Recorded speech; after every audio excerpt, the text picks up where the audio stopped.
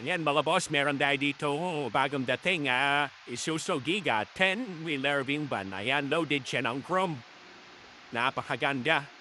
Ayan, 10 stud po yan, Euro 4. Yan po yung harap po. Tignan mo naman yung mga chrome. Napakaganda.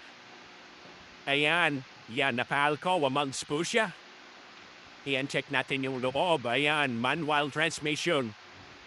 Ayan, load niya.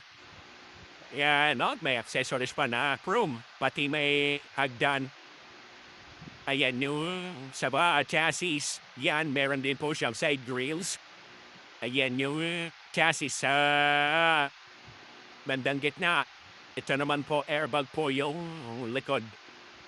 Ayan, no? Nafamags hanggang likod. Ayan. Yan, meron din toolbox na stainless. Ayan, chassis hanggang likod niya. Ayan, na stainless yung bisagra.